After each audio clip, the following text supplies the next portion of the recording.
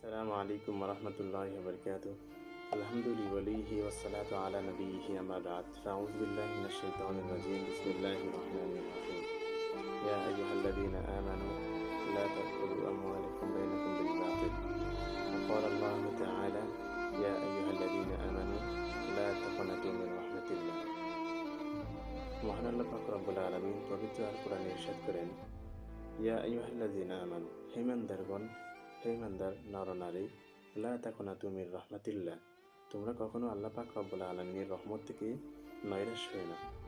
আল্লাহ পাক রব্বুল আলামিন যখন কিয়ামতের মাঠে প্রত্যেক মানুষের যখন আমলনামা মাফ দেয়, তখন একজন মানুষ যখন আমলনামা মাফ দেয়, তখন দেখা যাবে যে একটা নেকির কারণে সে ব্যক্তি জান্নাতে যেতে পারবে না। একটা নেকির কারণে সেই ব্যক্তি জান্নাতে যেতে না পারার কারণে সেই ব্যক্তি আল্লাহ পাক রব্বুল আলামিনকে বলবে যে, হে আল্লাহ, আপনি আমাকে একটু সুযোগ দিন। পৃথিবীতে আমার অনেক আপনজন আছে, তাদের কাছে যদি আমি চাই তারা আমাকে একটা নেকি দিয়ে দিবে। তারা আমাকে দুনিয়াতে অনেক ভালোবাসতো, তারা আমাকে অনেক মহব্বত করতো, অবশ্যই তারা আমাকে একটা নেকি দিয়ে দিবে। আপনি আমাকে একটু সুযোগ দিন। এবার আল্লাহ পাক রব্বুল আলামিন বলবে যে, হে বান্দা, তুমি যাও, তুমি একটা নেকি পাও কিনা দেখো।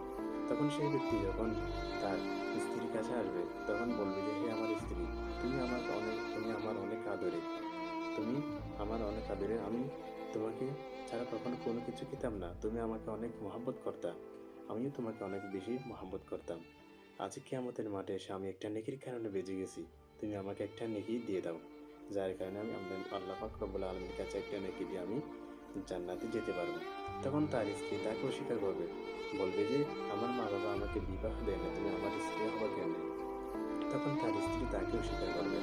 এরপর সেই বান্দার অনেক খারাপ লাগবে, কেননা যারা আজ দুনিয়াতে আমার অনেক আপনজন ছিল, আজকে কিয়ামতের মাঠে এসে সবাই আমার পর হয়ে গেছে, কেউ আমার আজ আপন নাই। এরপর সে ব্যক্তি তার মায়ের কাছে যাবে। তার মায়ের কাছে যাওয়ার পরে বলবে যে, হে আমার আম্মু, আপনি আমার অনেক খুব আদরের, আপনি আমাকে 10 মাস 10 দিন যাবৎ পেটে গর্ভধারণ করে আমাকে দুনিয়াতে এনেছেন, আপনি আমার জন্য অনেক কষ্ট করেছেন। আপনার কষ্টের কথা, আপনার কষ্টের গুণ কখনো বলা আমি কখনো শেষ করতে পারবো না, কখনো আমি পরিশোধ করতে পারবো না। আপনি আমার জন্য এত কষ্ট করেছিলেন, সেজন্য আজকে আমি আর পৃথিবীতে অনেক আপন ছিলাম আপনার। আজকে কিয়ামতের মাঠে এসে আমি একটা নেকির কারণে বেঁচে আছি, আপনি আমাকে একটা নেকি দান করেন, যার কারণে আল্লাহ পাক রব্বুল আলামিন আমাকে জান্নাত দিয়ে দিবে। তখন তার মা তাকে অস্বীকার করবে, তো এগুলো তুমি কি বলো, তুমি যে আমার ছেলে, কিন্তু আমার অবস্থা। তখন তার মা তার সাথে কথা বলবে না, পালিয়ে যাবে। তখন সেই ব্যক্তির কান্না আরও বেড়ে যাবে। তখন কান্না করতে করতে তখন তার বাবার কাছে চলে যাবে। তার বাবা যখন তাকে দেখবে, তার সাথে কথাও বলবে না। তখন সে ব্যক্তি অনেক চিন্তিত হয়ে যাবে। তাই আফসোস, যারা আজ দুনিয়াতে আপন ছিল, তারা আজ কেউ আপন নাই আমার। তখন সেই ব্যক্তি আল্লাহ পাক রব্বুল আলামিনের দিকে ফিরে আসবে।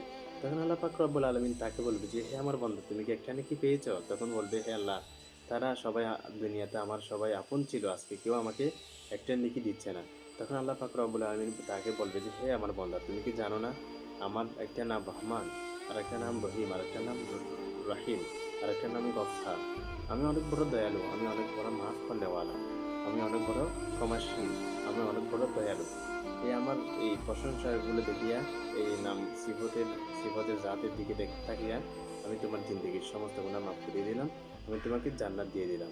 এরপর আল্লাহ পাক রব্বুল আলামিন তাকে মাফ করে দিবেন। দেখেন আল্লাহ পাক রব্বুল আলামিন কত বড় রহমান, কত বড় রহিম এবং কত বড় মাফ করনেওয়ালা। এরকম আরেকজন ব্যক্তি তার সারা জিন্দগির মধ্যে কোনো ভালো কাজ করতে পারে নাই। তিনি সবসময় খারাপ কাজে মগ্ন থাকলেন। সবসময় গাঁজা, সিগারেট, বিড়ি, ইয়াবা, এরকম ইত্যাদি যেগুলো নেশা জাতীয় কাজ ছিল, এগুলো পেশা। তিনি সবসময় এরকম খারাপ কাজের মধ্যে লিপ্ত ছিলেন। একদিন যখন সেই ব্যক্তি বৃদ্ধ হয়ে যায়, তখন সেই ব্যক্তি ভাবতেছে যে, আমি যখন মরে যাই, তখন আমার কি উপায় হবে? আমি তো দুনিয়াতে কোনো আমল করে আসতে পারি নাই। তখন আমি আমার একটা কাজ করি। তখন সেই সিদ্ধান্ত অনুযায়ী তার ছেলেদেরকে ডাকে ওসিয়ত করলেন। বলেছিলেন যে, হে আমার বাচ্চারা, তোমরা আমাকে একটা কাজ করবা। যখন আমি দুনিয়া থেকে চলে যাব, তখন তোমরা আমাকে আগুনের মধ্যে পুড়ে ছাই করে ফেলবা। যখন আগুনের মধ্যে আমি যখন ছাই হয়ে যাব, তখন তোমরা আমাকে একটা কাজ করবা। আমার ছাইগুলো আসমানের মধ্যে উড়িয়ে দিবা, যাতে করে আমার ছাইগুলো আমি যেমন আগুনের মধ্যে বিলীন হয়ে যায়। এই ওসিয়তটা তোমরা অবশ্যই করবা। তখন তার ওসিয়ত অনুযায়ী কিছুদিন পর সেই লোকটি দুনিয়া থেকে চলে যায়। তখন তার ছেলেরা ভাবছিল যে আমার বাবা একটা ওসিয়ত করেছে, এটাও তো অবশ্যই মানা দরকার। তখন তার ছেলেরা তাকে তার ওসিয়ত অনুযায়ী তাকে পড়ে ছাই করে ফেললেন। পড়ে ছাই করার পর তার সমস্ত ছাইগুলো আসমানের মধ্যে উড়িয়ে দিলেন। আল্লাহ পাক রব্বুল আলামিন হযরত জিবরাইল আলাইহিস সালামকে বললেন যে, হে জিবরাইল, তুমি কি পৃথিবীর বুকে আছো? আমার একজন বান্দা আমার আযাবের ভয়ে তার সমস্ত শরীরকে বিলীন করে দিয়ে আগুনের মধ্যে পুড়ে ছাই করে তার সমস্ত ছাইগুলো আসমানের মধ্যে উঠিয়ে দেওয়ার জন্য ওসিয়ত করেছিলেন। হে জিবরাইল, তুমি একটা ছাইও মাটিতে পড়তে দিবা না। এরপর আল্লাহ পাক রব্বুল আলামিনের আদেশ অনুযায়ী আল্লাহ পাক রব্বুল আলামিন যখন আদেশ করেছিলেন, তখন হযরত জিবরাইল ইসলাম তার সমস্ত ছাইগুলো একত্রিত করেছিলেন। এরপর আল্লাহ পাক রব্বুল আলামিন সেই ছাইগুলোর মধ্যে আল্লাহ পাক রব্বুল আলামিন ওই ব্যক্তির রূহ দান করলেন। যখন আল্লাহ পাক রব্বুল আলামিন ওই ব্যক্তির রূহ দান করলেন, তখন আল্লাহ পাক রব্বুল আলামিন সেই ব্যক্তিকে জিজ্ঞাসা করলেন যে, হে হে আমার বান্দা, তুমি এই কাজ করলে কেন? তুমি তোমার ছেলেদেরকে ওসিয়ত করলে কেন এরকম তোমাকে পরিচয় করার জন্য? তখন সেই ব্যক্তি বলেছিল যে, হে আমার আল্লাহ, আমি অনেক বড় পাপী, আমি অনেক বড় গুনাহগার। আমি পৃথিবীতে কোনো ভালো কাজ করতে পারি নাই। সবসময় খারাপ কাজে মগ্ন ছিলাম।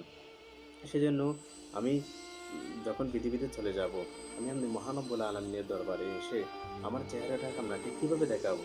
সেজন্য আমি আল্লাহ পাক রব্বুল আলামিনকে বলেছি যে আমাকে পুড়ে ছাই করে ফেলার জন্য। সেই অনুযায়ী আদেশ অনুযায়ী আমার ছেলেরা আমাকে পুড়ে ছাই করে ফেললেন। এরপর আল্লাহ পাক রব্বুল আলামিন তাকে বলতেছেন যে, হে আমার বান্দা, তুমি কি জানো না আমি অনেক বড় রহমান, অনেক বড় রহিম, অনেক বড় দয়ালু। আমার এই প্রশংসনীয় নামগুলো দিকে তাকিয়ে আমি তোমাকে তোমার সমস্ত জিন্দেগির সমস্ত গুনাহ মাফ করে দিলাম। আমি তোমাকে জান্নাত দিয়ে দিলাম।